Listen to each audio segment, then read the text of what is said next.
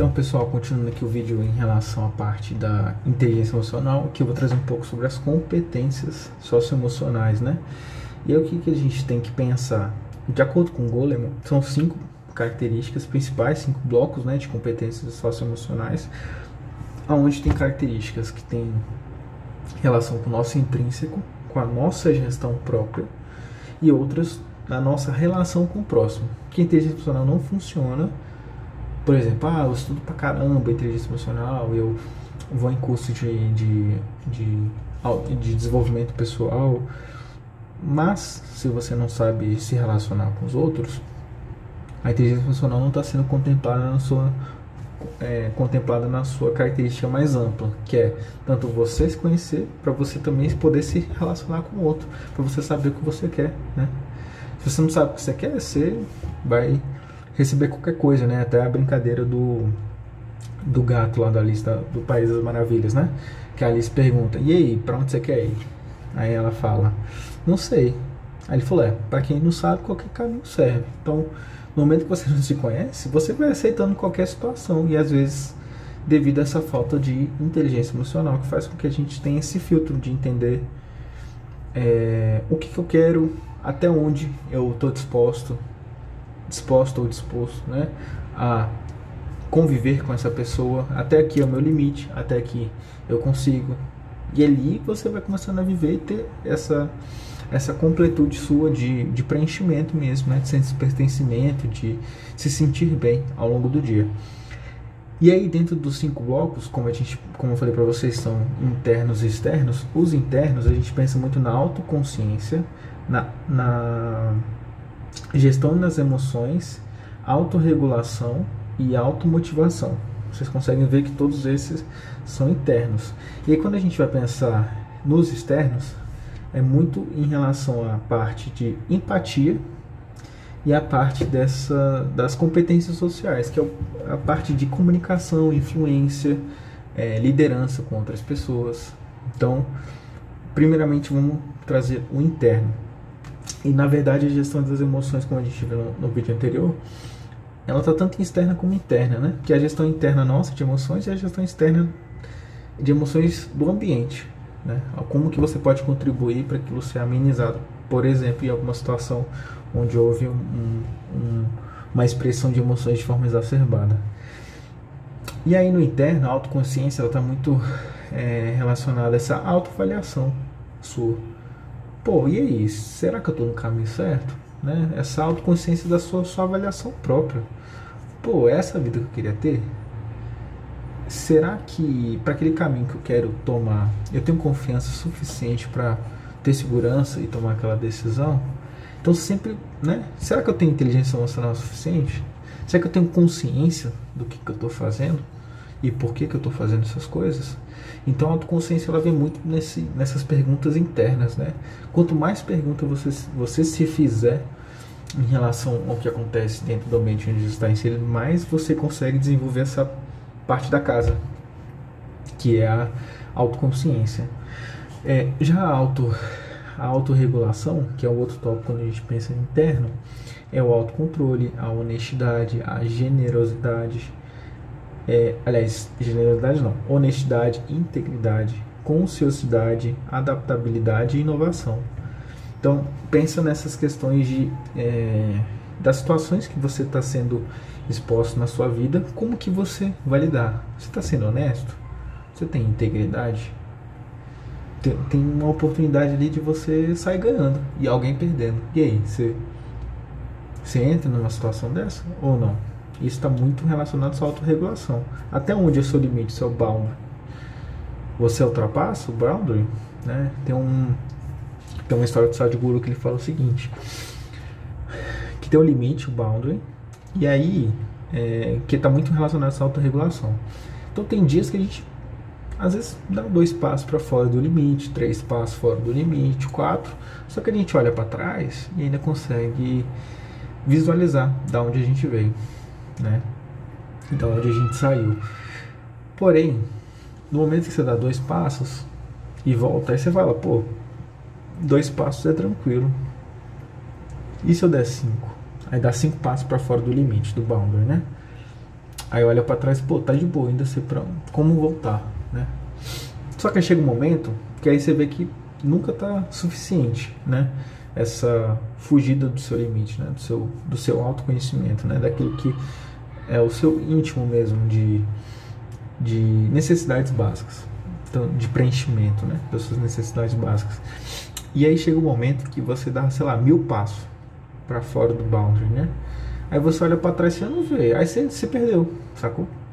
Então no momento que você vai fugindo muito do seu limite, e não tem senso de certo e errado, é o certo e errado para você, mas no momento que você está fugindo desse senso do seu limite, dessa honestidade, dessa adaptabilidade, então saber, pô, eu me vejo assim, nesse limite.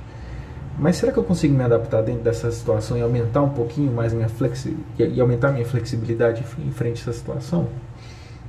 E são perguntas novamente que você tem que se fazer. E aí você vai se autorregulando, entende? Até onde vem. Pode ser que na fase da vida que você está hoje, tem situações que você tolera, mas vai ter outra fase da vida que você não vai tolerar mais. Você fala, não vou ficar mais sujeito a esse tipo de relacionamento humano, por exemplo. Né? É uma autoavaliação sua, né? Dentro da autorregulação, frente a se você se adapta ou não àquela situação. Às vezes você fala, não quero mais isso pra minha vida não. Ou outras vezes você fala, não tá legal, mas pode melhorar, e a gente busca esse aprimoramento dentro desse local que você está se inserindo, né? E a terceira, quando a gente pensa nesse aspecto interno, é a automotivação, que está atrelada também das características que eu falei para vocês anteriormente da inteligência emocional, né? Que é uma fundação muito forte, que é você ter essa orientação, né? Esse senso de interno, de guia, de como se fosse bússola, para se você está indo em direção à sua realização pessoal mesmo. Porque várias vezes a gente pega rotas na vida e a gente não consegue perceber se a gente está indo muito pelo caminho. E como é que a gente percebe, né, se a gente está indo pelo caminho? Essa pergunta é interessante. É muito em relação a essa autorregulação. Se você foge muito do limite, você fica com um sensor muito descalibrado. Porque toda hora você está fugindo do seu sensor, do que você entende como certo e errado.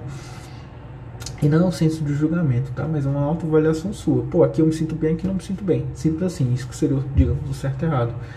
Então, quando você foge muito daquilo que realmente está proposto, da sua identidade, daquilo que você se enxerga, você fica com esse sensor descalibrado e você não consegue perceber se você está indo no caminho daquilo que você busca para sua vida ou não.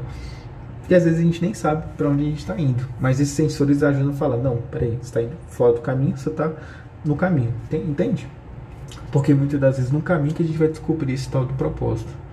E o propósito, às vezes, cada fase vai ter um, mas a gente não tem um fixo para nossa vida.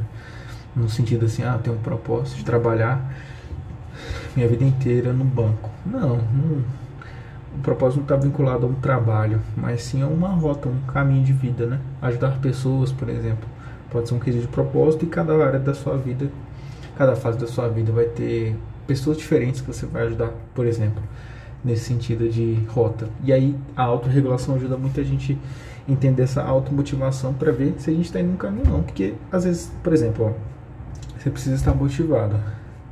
Se você está fugindo muito do seu limite, daquilo que você entende como algo que te agrada ou não, se você ficar fugindo muito e indo para locais onde não te agrada muito, por exemplo, necessidade de aprovação, em locais que você acha que as pessoas têm que achar você legal, você faz coisas que você não gostaria para que as outras pessoas te achem legal, você está fugindo do seu limite.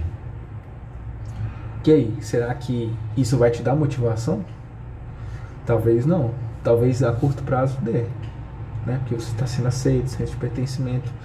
Mas isso é uma falsa ideia, porque de fato as pessoas não estão te aceitando, elas estão você está criando uma máscara, um personagem, né? Para ser aceito naquele local. Mas aquilo não é você. Então é uma máscara, e no momento essa máscara cai. A gente já conhece muito bem essa história. Então a automotivação está muito envolvida a isso. Uma das competências socioemocionais quando a gente pensa em interno, perdão. E o externo, a gente pensa muito na empatia e nas competências sociais. A empatia não é, pessoal, a gente sentir pelo outro. o que ele está passando. É sentir com o outro e falar, não, obrigado pela partilha, obrigado por ter compartilhado essa dor sua, essa situação que você está passando. Muitas das vezes a gente não tem resposta e a pessoa só quer desabafar, só quer falar sobre aquilo que ela está passando naquele momento. E a empatia é muito nessa questão de você compreender o outro. Entende? A gente às vezes não vai ter solução. Às vezes a gente vai falar, pô, procura um psicólogo, procura um nutricionista, procura um médico, né, pensando em áreas da saúde para te ajudar nessa demanda que você me trouxe. Eu acredito que lá eles vão poder te ajudar a direcionar talvez em outro especialista que seja de fato nessa situação que você está vivendo. Então, essa empatia ela está muito girada nisso, é você sentir com o outro, né, aquilo que está acontecendo. Então, no momento, por exemplo, da gestão de emoções, né, quando a gente pensa no ambiente externo, a pessoa está sentindo uma raiva exacerbada lá. Então ela não teve um filtro, ela não soube fazer essa gestão emocional interna. O que eu posso fazer para ajudar a ter empatia pelo outro? O empatia é você fazer algo pelo outro. Às vezes fazer algo sentado do lado dele. Pô, o que está acontecendo? Você perguntar, tu não fez uma ação. Você já está praticando a empatia. Claro, se a pessoa falar, não quero falar. Aí você fala, beleza, posso ficar só do seu lado? Às vezes já é uma forma de gerar uma conexão ali, sem mesmo não tendo diálogo verbal. Mas você tá ali do lado dela demonstrando, pô, me importo com você. Agora você não quer falar, mas daqui a pouco pode ser que você queira falar. E aí a gente conversa, entende? Então a empatia está muito girada em torno disso. E as competências sociais é muito nas questões que a gente pode pensar um pouco sobre soft skills. Então, comunicação, oratória, influência, liderança, ajudar as pessoas a terem a desenvolver essas características internas, por exemplo, né, da autoconsciência, autorregulação, automotivação, colaboração, competências sociais, né, cooperação dentro do ambiente de trabalho.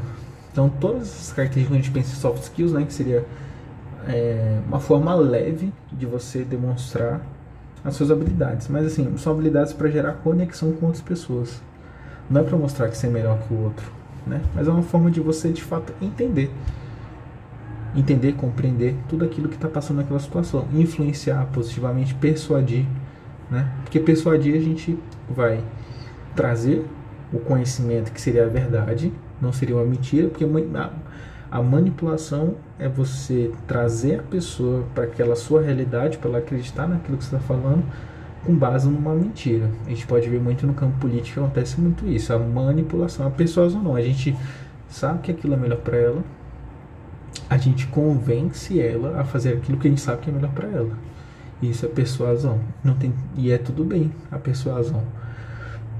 Dentro de consultório, no ambiente da nutrição, eu tenho que persuadir meu paciente, mostrar que é esse caminho que vai ser o mais interessante para ele. Eu não estou manipulando ele, eu tenho pautado na verdade. Claro, cada um tem o seu limite, seu boundary, né? Que aí eu faço esse desenvolvimento interno para entender qual que é os limites dele para a gente montar o plano alimentar. Porque muitas das vezes eu monto o plano alimentar muito fora do que seria o limite dele, da sua realidade dele, e ele não faz.